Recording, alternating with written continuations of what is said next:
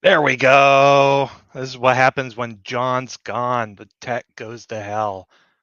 Hello and welcome back to the Masonic Roundtable, where a weekly program where Masons from around the world get together and talk about Masonic news and opinions in a friendly and social manner. Tonight, our standard disclaimer applies. That is, the thoughts and opinions expressed here are solely those of the participants and do not represent any Grand Lodge statements or positions. Please keep your comments open to the public and on the level. To interact with us, go ahead and give us a little chatty chat in YouTube or on Facebook. Just be warned, your comments might show up on the show. No promises, though. Looking forward to a great show tonight. You know me. My name is Jason Richards. I am past master of Vacation Lodge number 16 in Clifton, Virginia. And next up, both Robert Johnson and Joe Martinez. What? Ooh, hello. What's up? Yeah, Robert Johnson, Waukegan 78, past master there, current sitting secretary and the master over at Space Novum 1183, the premier education lodge in the state of Illinois. Wow. Yeah, I'm Robert Johnson, past master Waukegan 78, secretary for life, current master of the coolest lodge in Illinois, and I do things and stuff. Robert, when did you lose your hair? My hair has been falling out forever. This is when he had a Ruark number of children. I meant right, Robert. Oh, Yes. that one. Yes. Yeah, not left, Robert. See, Well, I'm right. working on my shine, you guys. Yeah, no, It's coming in you real see nice. this? There you go. He's got really good lighting in here, and you can see like it's almost like a halo on this noggin. So we're gonna keep that covered today. Yeah. I'll get you some turtle wax. Could use it. Yeah. Yep. Joe Martinez, you know me, things and stuff. Life master in perpetuity. Shh. No, I We don't talk about those things. know. No longer master of his lodge. Great. No longer master. That's right. All right. Well, hey, everybody. We got to thank the patrons who support Absolutely. the show. Head over to patreon.com/Masonic Roundtable. We do a bunch of cool stuff behind the scenes. We have our own Facebook group where we unveil some cool stuff from time to time and have really great conversations. So thanks so much to all of our patrons who support the show. You keep the lights on and the hosting bills paid, and we greatly appreciate that. Yep. So yep.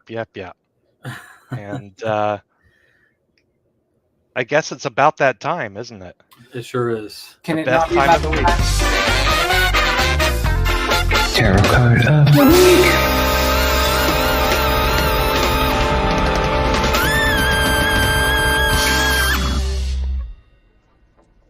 Oh, I love it.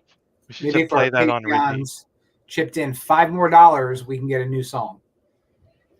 I will make a new song, but you have the tarot card.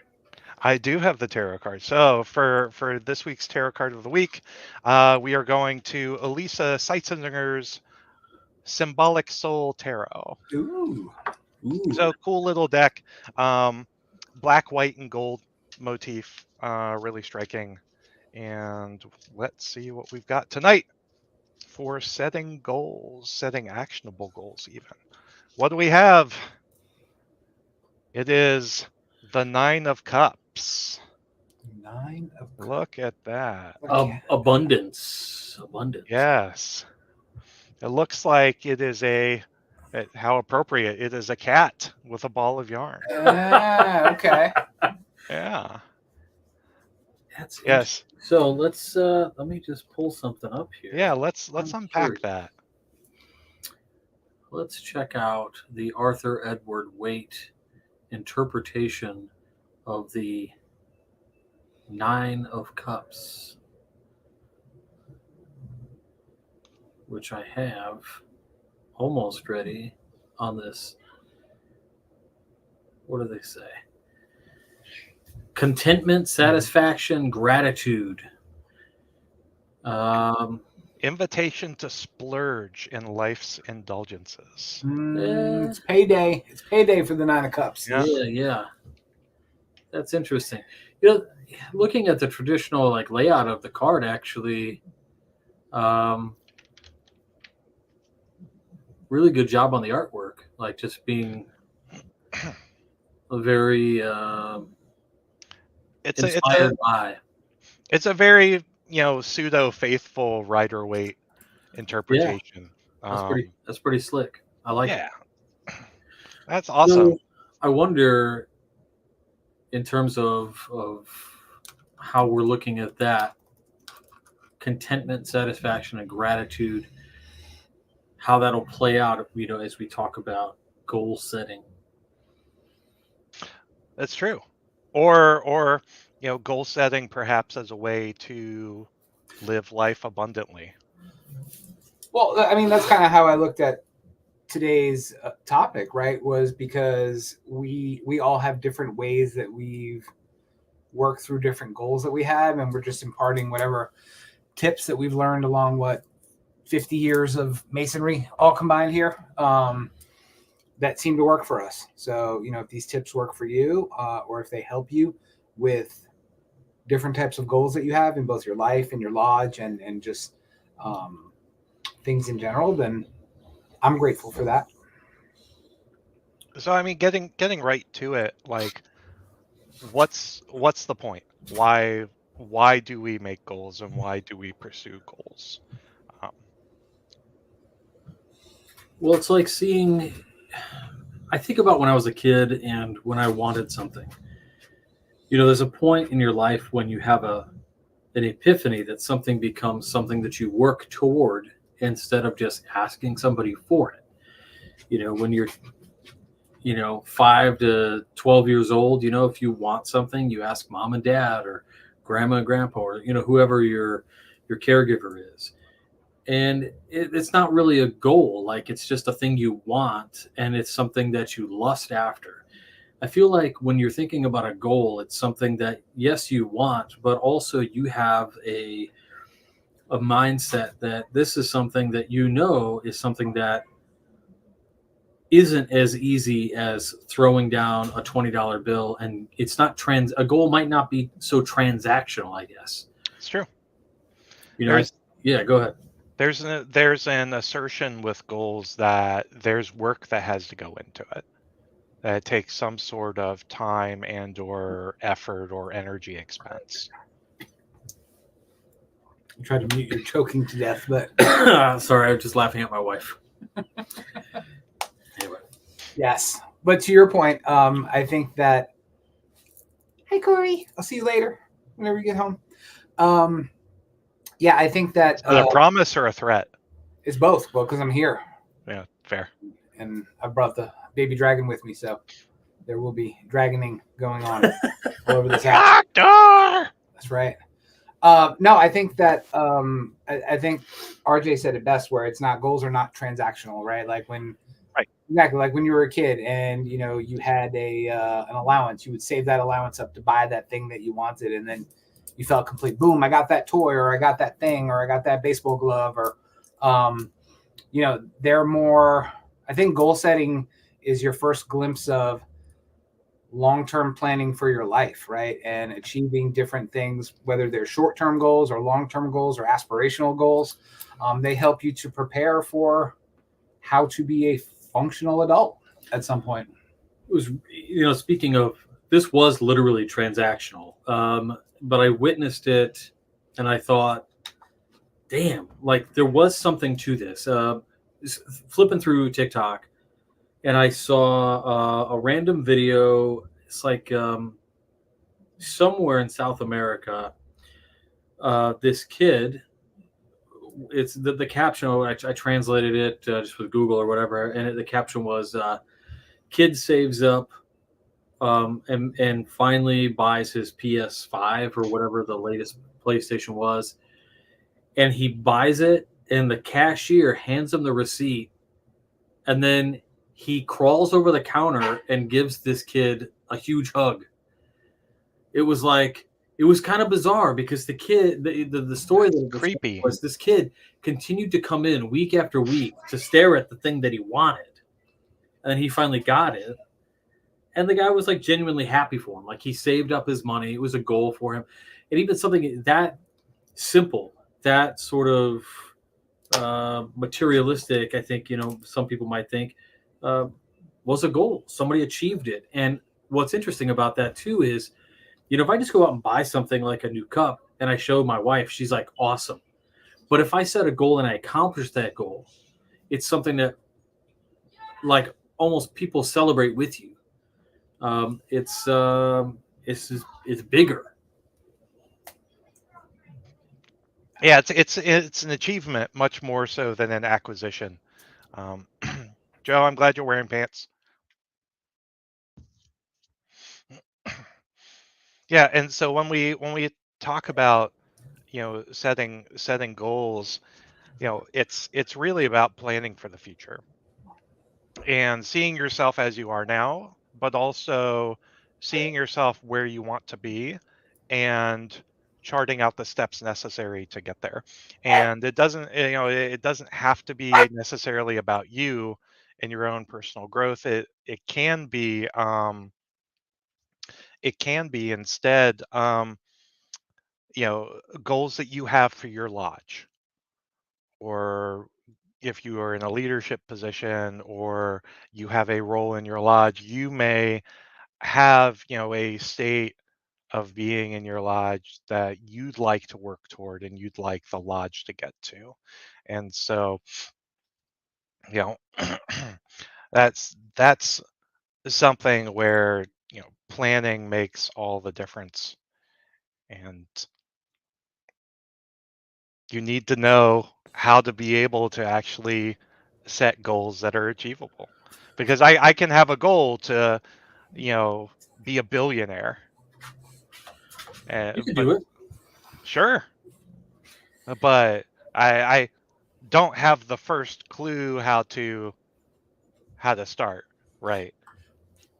Well, I mean, I think that's kind of where we're getting to, and you touched on it a little bit, but I mean, I think we can talk about goal setting for all the different types of masons that are out there, right? The ones that are not officers, the ones that are not masters, the ones that are not tasked with big and important things or projects in their lodge. I mean, you can talk about goal setting for your everyday mason who comes and wants to do stuff, for those that are aspiring to take an office, and then, like you said, Jason, you can talk about these group goals where you're having to work with more than one person to achieve something, maybe for your lodge or something bigger than that. But no, I think you hit it on the head where they've got to be, for a goal to be functional and mature and adult like, it's got to be achievable, right?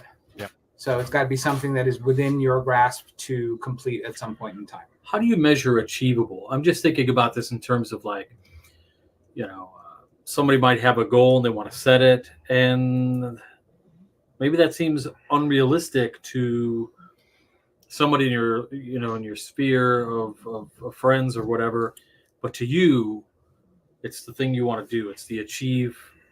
So how do you figure out what's achievable?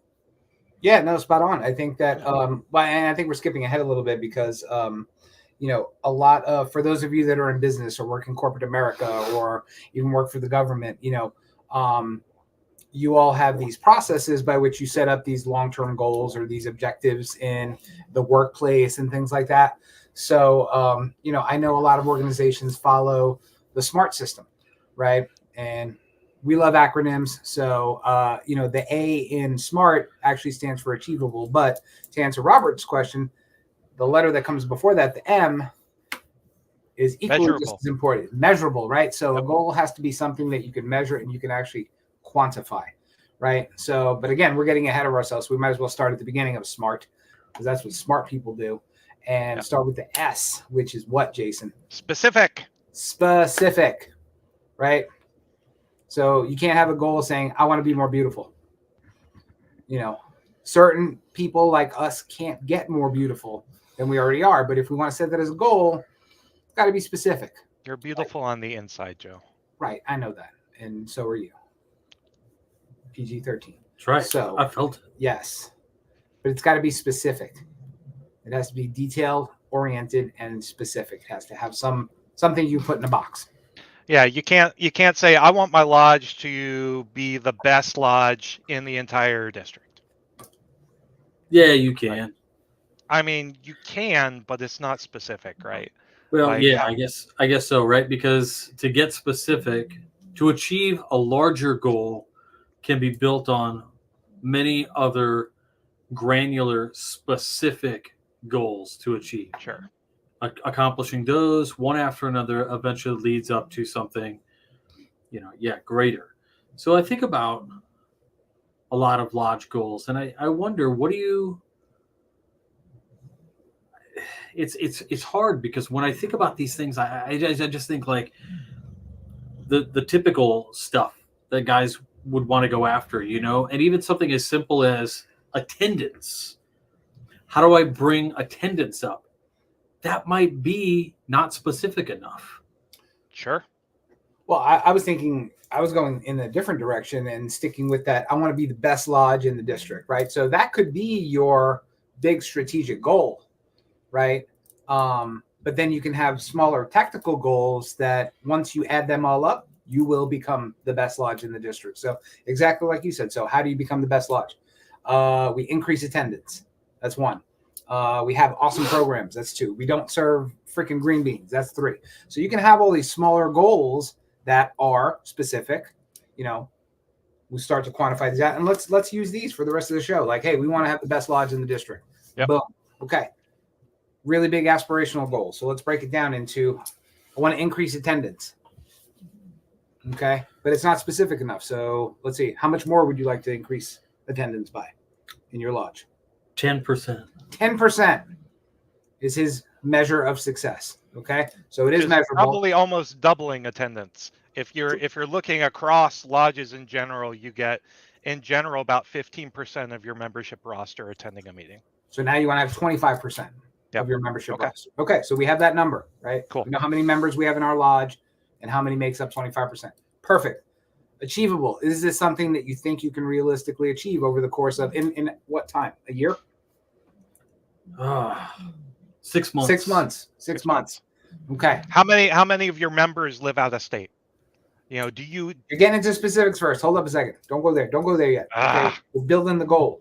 We are Now- measuring, though. We need to be able to measure. But we're not taking the little itty bitty pieces yet. Okay. So he wants to be, he can measure, right? So if his lodge has 100 people, 25 is the measure, right? Yes. 25. Okay. Achievable. Is this something that you think you can achieve? Yes or no?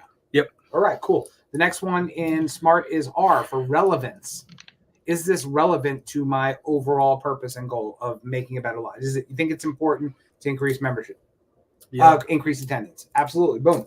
And then we already hit this one. The T in SMART is time bound. So does it have a finite end, or is it something that will just run into eternity, right? Goals will never be achieved if they never have an endpoint to them.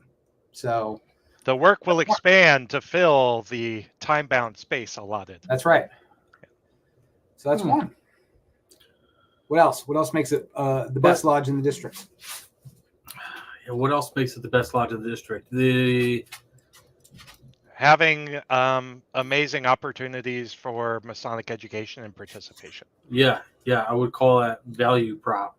Is that specific? That's a value. Yes. That's not a specific goal, right? So what's the specific goal for that? Increase our lodge value proposition. We were discussing year planning earlier today. Have 2 table lodges a year. Have 2 table lodges a year. Okay. It's specific. 2 table lodges. Why 2? Let's go to relevant. Why is it relevant? Why would we have 2? John the Evangelist, John the Baptist. Right. Because going back to traditional pre-continental Freemasonry, they had the feasts around the St. John's days. So they had table lodges around the days of the St. John's feast. So that was technically why the Grand Lodge of England was formed. That's right. To observe the feasts. So 2 table lodges, measurable. Can we measure whether we have 2 table lodges or not? We can. We have or we don't have them. Cool. Achievable. Can we pull this off? Well, we have in the past, right? So let's do it again. Is it relevant? Jason just said why it's relevant, because you're supposed to have feasts. And then is it time bound? So you have a year for that goal to have 2 table lodges, and you know when those dates are going to be. Cool. Short-term goal. Boom. Number 2. What else? What else makes a great lodge? Good fellowship. Is that specific? It's Good not. pipeline of candidates. Okay, sure. Okay, but make that specific, Jason. Want to raise 5 Master Masons this year. 5 Master Masons this year. Okay. Alrighty. This is a good one to actually break down achievable and relevant. Okay? Because There are Very some great. grand jurisdictions that take this a little bit far. well, I was thinking of the positive spin on that. So specific. You want to raise 5 Master Masons. Great. Is it measurable? Yes, you can measure whether you successfully complete this or not. So good job there. Is it achievable? Well, it's already August. This is August 1st. So can this lodge realistically raise 5 Master Masons between August and December? No. No. Unless There's a one-day class. you have a 1-day class, then you're good to go. So do you have 1-day classes here in We do. Yeah, they're Okay. called Blue Lightnings. Blue Lightnings? Okay, so it could technically be achievable. Correct. Or occasionally that term is just they'll call it a Grandmaster's class. Grandmaster's class. Okay. Are you having one this year? Not that I know Okay, so maybe not achievable. of. Well, so I think like when I think about 5 new Master Masons and getting specific, maybe you say 5 Master Masons done individually. So that means I have to almost break that down into smaller chunks where I'm thinking we need to attract. Love it. We need to attract 5 people, and then we need to figure out how to schedule 15 dates for degrees and probably twice as many practices. So we're looking at, what is that, 45 days of work, when a lot of times guys are is that right? Yeah. A lot of times guys are not even cool with meeting once a month 12 times a year. That's So- if you can get the cast together too. Right? Yeah.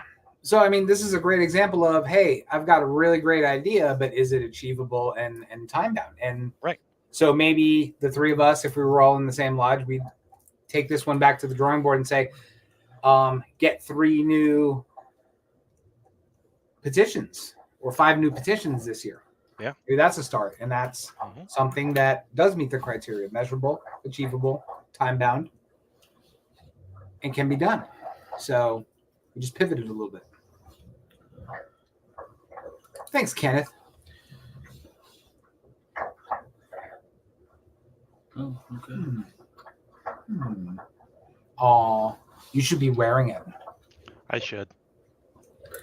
But I'm not. Yes. Andrew Bennett, please no 1-day classes. Oh yeah. Listen, maybe another night we can talk about 1-day classes again. In person on unrecorded line. Well, no, I think we've talked about this, right? And I think, Oh, yeah. I think just in the almost 3 years I've been here, my opinion's changed on that. Or not changed, but it's matured. Where before we're getting sidetracked. Before I was, all rage and fire against it, but I've matured, and we'll leave it at that. Yes, and we'll discuss over a pint or 3. Yes. So You've gotten better with age, like a glass of milk. God, yeah, I age like milk. Yeah, thick and chunky. Yeah. Oh. So we all? other elements that make a lodge better, be the best lodge in the district. So we've said we can raise some candidates. We can. No, we said we can get people in this. Oh, We we can get initiate people. Yeah. Yeah, Okay. let's get there. No, we say get petitions. Petitions, yes. Okay. Stop moving the goalposts. Well, in my brain, petition equals initiation, right? So if you get a petition in, you're initiating the dude at least in that year. Are you even guarding the West Gate? Well, Yeah. No. We just let anybody in. Can I blow your mind right now?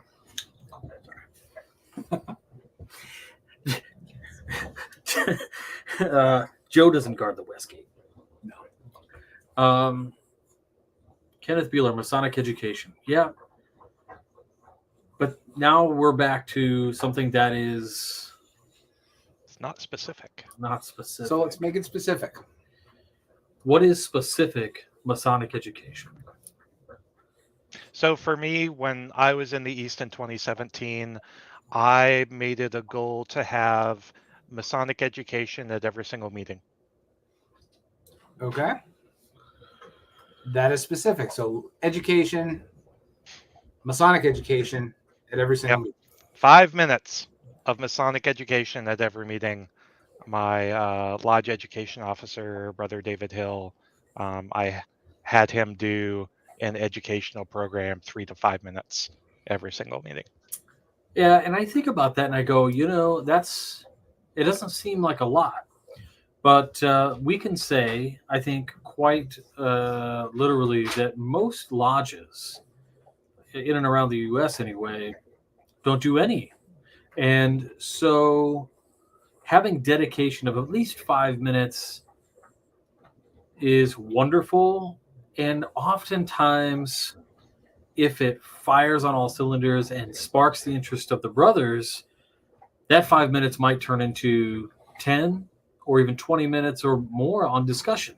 Yep. So I think that's a great start. And I would say that if that's going to be a goal for somebody out there who might be listening, like, oh, that sounds great, but you know what? That's just too small. That seems like nothing. That's a slap in the face, right? Like just 5 minutes. But if you're being honest and you're going through this list, almost on being tactical on how to approach these goals, sometimes it's as simple as a foot in the door. Well, I think that you kind of colored it correctly when you said most lodges don't reserve any time for Masonic education. Right. So just the fact that you're going to commit as your goal, you're going to commit to at least 5 minutes. 5 minutes for that, not for, correspondences and reading this and all that other crap. And then we're going to shove in a short talk bulletin, like 5 minutes of dedicated education, just for education. You're already 5% better than the lodges that do 0. So, and if it works, go ahead, Jason. I was going to say, I also did 45 minutes of Masonic education at dinner before the meeting, every meeting. But for actual Masonic education within the meeting, I needed to balance the old guys that wanted to go home as soon as possible. Yep, we've seen that too. I mean, even at my Scottish Rite, we've started to really push education, and you have to balance it in terms of time management. I mean, there's a lot of guys. I mean, let's be honest.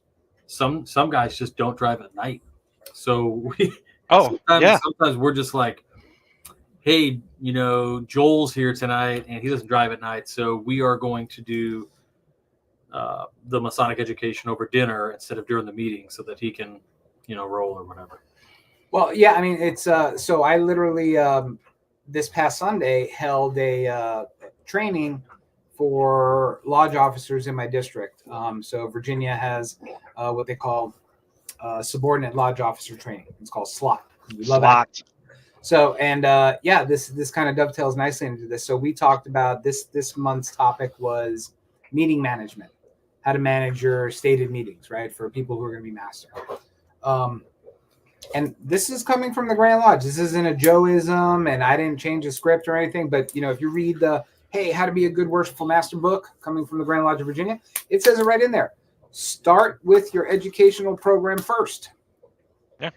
You open the lodge, and you do the program first. And a bunch of people stared at me and said, we've never heard this before. I'm like, well, it's been a book that's been printed since the 1990s. So they tell you just for those same reasons, so that the brethren who want to be there for the education program can leave early, that they don't have to stay there for the boring business. If you have a guest speaker, you're being respectful of their time and you're making sure that you're committing all the time that they need to do education and not bog the meeting down with business. But again, just a room full of people that were like, we've never heard this before, because we always, just like Kenneth said in the chat, we wait till the end and then it's 9 o'clock and now you have a speaker there who's expected to talk for 30 or 45 minutes and everybody wants to go home. So you messed up your speaker and you messed up your brethren. And so have it first. There's nothing that says you can't. Or business goes so long that you don't get to the speaker. That's right. It's happened. It's happened, I think, to many of us. So I think these are all really great specifics, using the example of, say, Masonic education as a specific example under the umbrella of having that goal of making the best lodge in the district. But I'm wondering how, man, he's just having a good time over there. I love that dog. My dog is just really going to town. Anyway, I can hear it. Oh, good. You can hear it? That's awesome. I want everybody to hear. That's not slot, slop. Yes. Stop.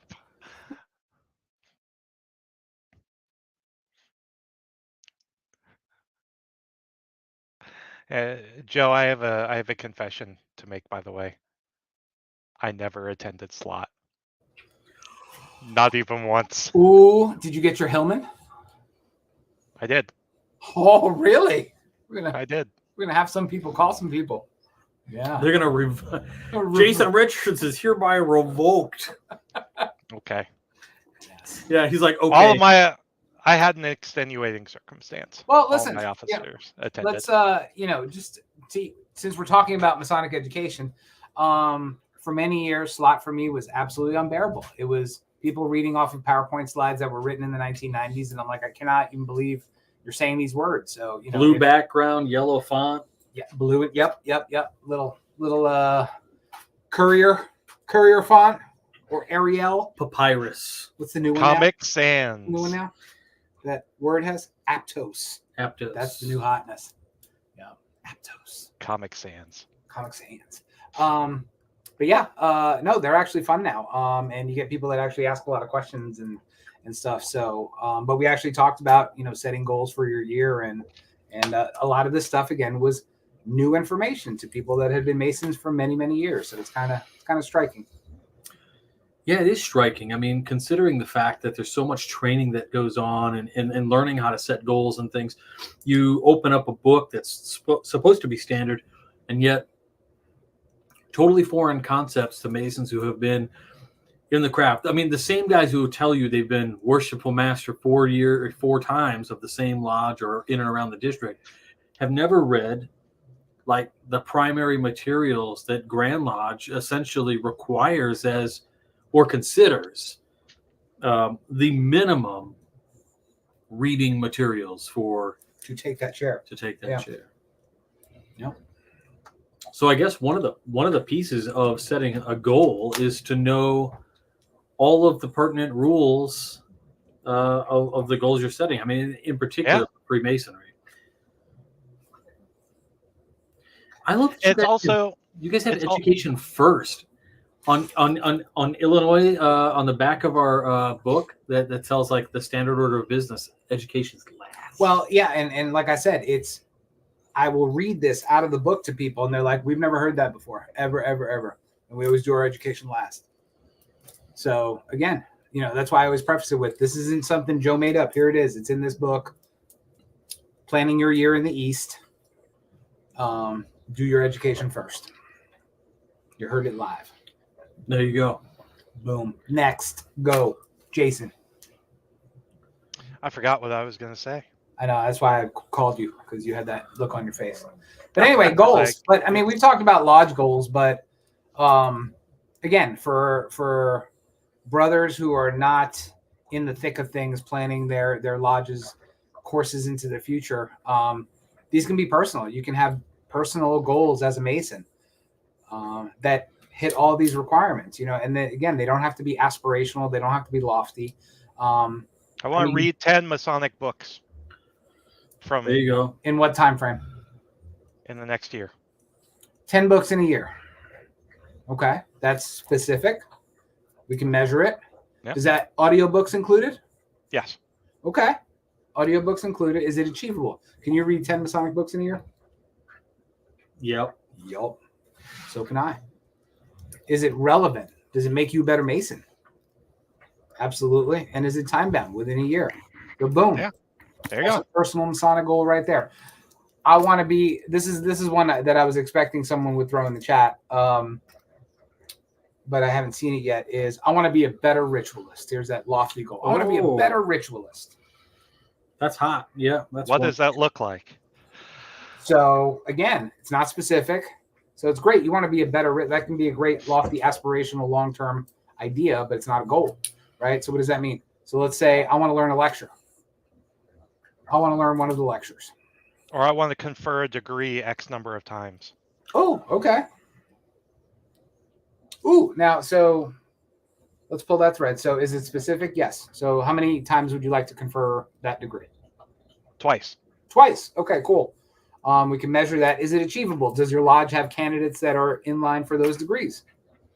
So see, some of this goal is out of your control. So Yep. goals for you, especially at a personal level, should be things that are within your control. Yep. Right. And not relying on other people, because you can have all these fails along the way that have nothing to do with your own personal work ethic and attention. So maybe I wouldn't have that as a goal. It is interesting, talking about the way we're setting these goals and in general, thinking about how they're personal to you and only it's kind of like, in a way, it's a stoic sort of approach, and that you can only do what you're in control of doing. Yes. And so sometimes within those boundaries, I set goals for myself, say in my personal life at work, and I've been a mentor for people in the past. I've had, people that I mentee, mentor, mentee, whatever you want to call it. And I also have a mentor at work, somebody who is a peer that I tell my goals to, right? And so there's a method of, I think one of them is accountability, right? And so I have this personal bit of accountability. That person who I say, this is what I want to do. And then they dial it back a little bit. And they go, let's achieve this big goal by breaking it up into smaller chunks, right? Yep. Let's not lose 100 pounds. Let's lose 10. Let's eat the elephant one bite at a time. Yep, that's right. I don't know I why think you'd want to eat an elephant. But they're chewy. But one thing, let's like John. If John were here, he would tell us probably 1% better, 1% better today than yesterday, or something along Kaizen. the Kaizen approach. Yeah. But I mean, we learn all these amazing things. We have Masons that exist in all walks of life, right? They're business people, they're school teachers, they're mechanics, they're tradesmen. farmers. Everybody, Yeah. right? We get really huge. We're huge, right? So Huge. So Hugest thing since Abraham Lincoln. They're dog trainers. everything. But what we fail to do a lot of times as Masons is take all those really awesome things that we learn in our day jobs or our careers and apply those same concepts into our Masonry, right? Just like Robert said, I have short-term goals. I have objectives and key results at work. I hate KPIs. I hate that. Get that. Don't ever say that word around me, right? Key performance. It's indicators. Very 1980s. But we do all these things at work. I have these cool apps that measure my progress, right? It's like, hey, I hit this goal. Hey, I'm about to finish this goal. I could start on this goal. We don't do any of that stuff in Masonry. None of it. So this is like all new things to people when they apply it to Freemasonry. I mean, that could be the Hillman. Right?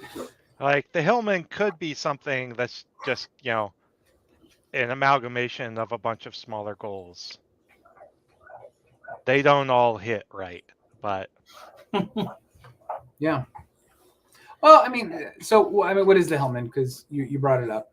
And so the James Noah Hillman Award is an award given out by the Grand Lodge of Virginia to its subordinate lodges. They basically have a big list of stuff they have to do in order to get it, and it is it is seen as an unofficial. It's used as an unofficial gauge of lodge success. Yep. I was going to talk, but Robert put me on mute. Yeah, no, I think you said it really well. It could be a good gauge for lodge success because it touches on ritual, right? You get a whole section on ritual, you get a whole section on membership, you get a whole section on community service, you get a whole section on, well, you get like a half of a third of a quarter of a section on education. But it's got all these different topics that Grand Lodges think make lodges successful. So it's a good idea. And then with some administrivia on top. So yeah, we have something quite similar, I think, here in Illinois called the GMAE, the Grandmaster's Award of Excellence. Okay. And it is a set of, I'll be honest, very simple things that if you do, they consider you a successful lodge. Now, granted, there are some of those things you do and you earn points, and there's like a first, second, third place type thing. And yet, again, some of those goals are things like you've donated money to the charities.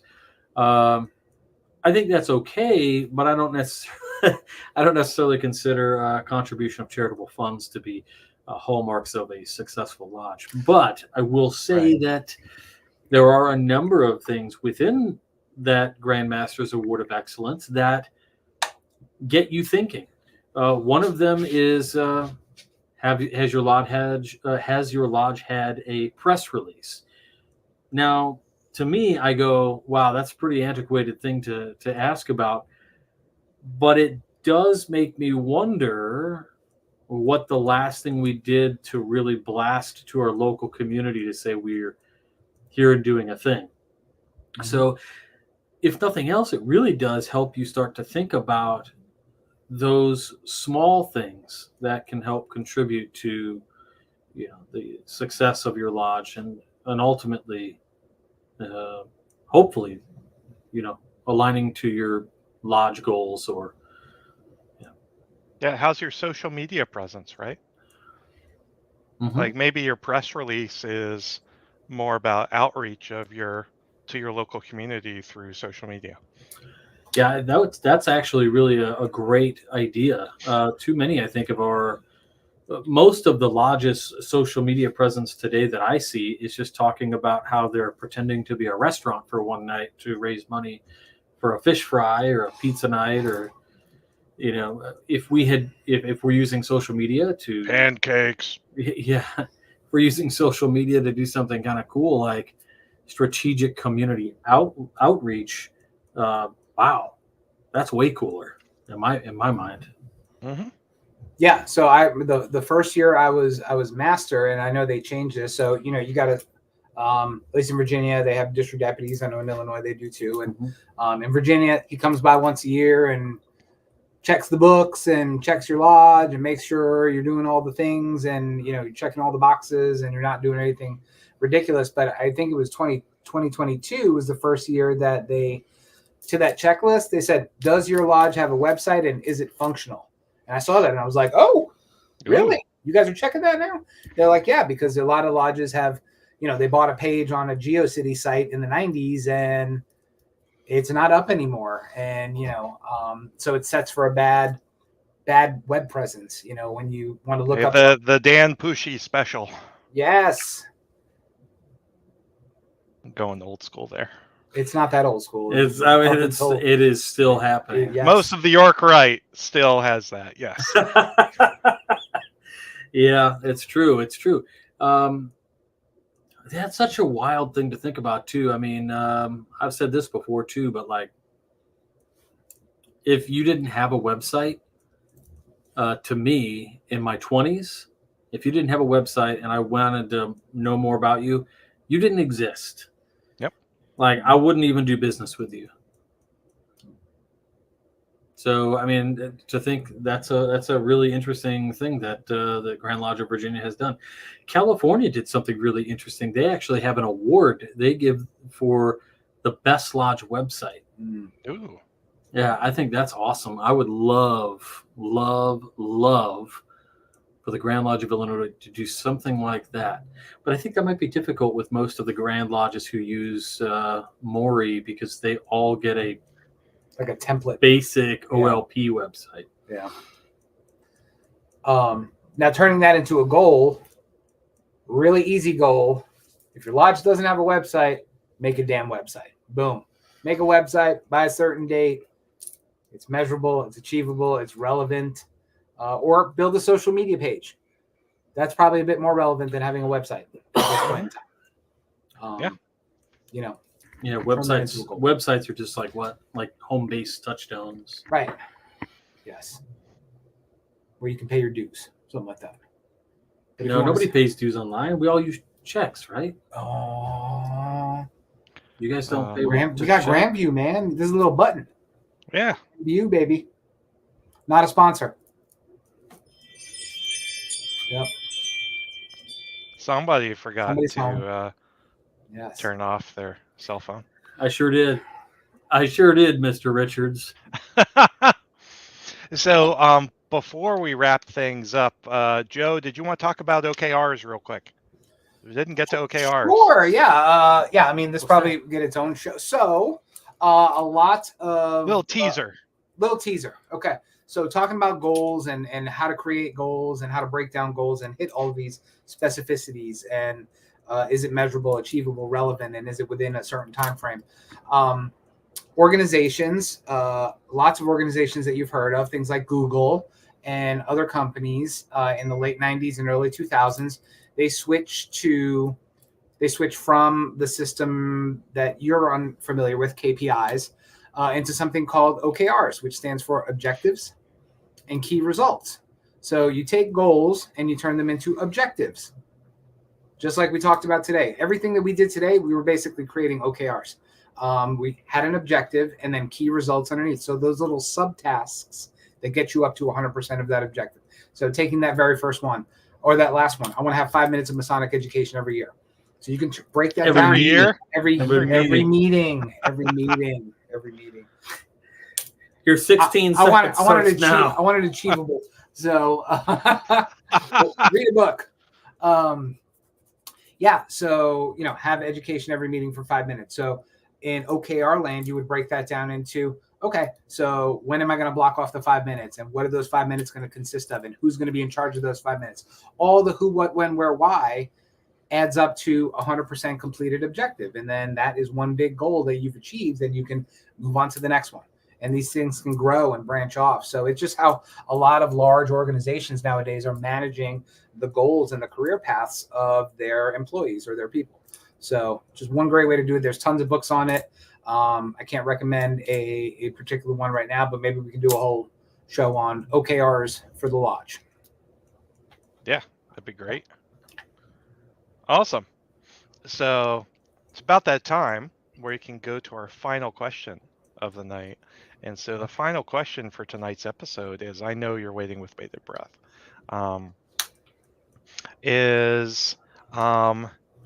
give me one personal Masonic goal that you have for yourself.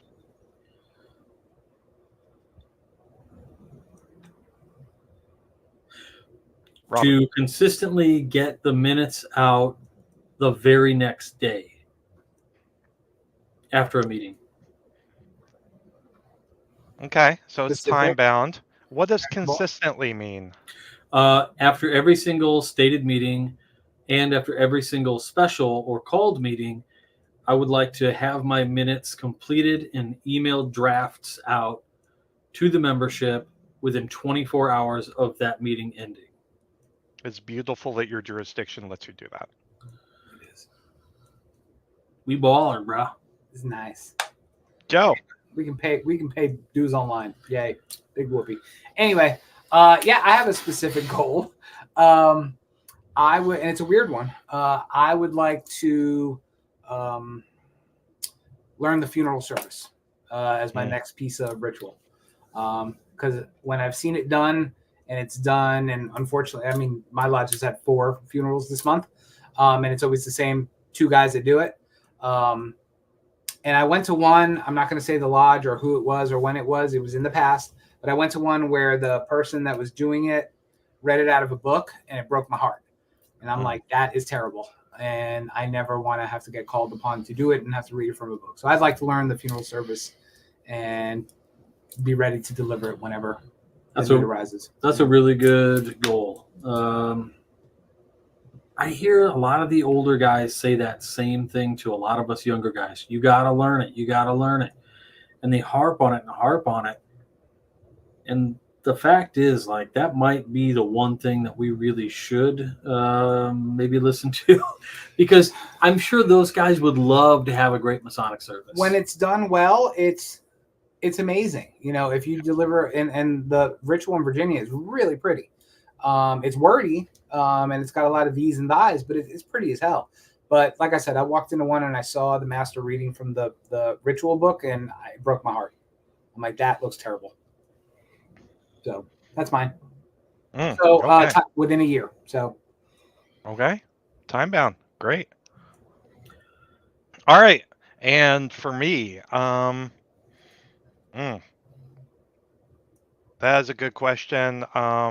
You asked it. I know. He's so good. So good. I would also like to learn the funeral service within a year, because I promised Brant that I would do so. Let's team up. Yes. So my goal is to learn the Grand Lodge of Virginia funeral service. Dude, how tight would that be?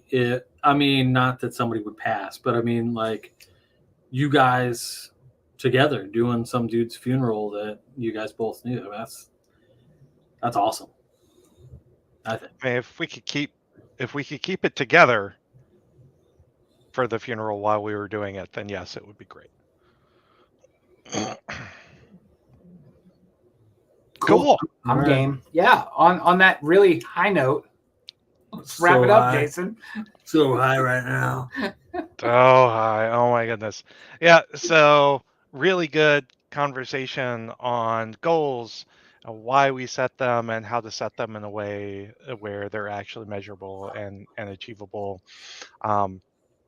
Thanks so much, everybody, for watching and for putting up with our lack of John Ruark. He's going to be out again next week, so you'll have to contend with us again, but it'll be a fun show. So looking forward to it. So thanks so much for watching, and keep searching for more light. Have a good night.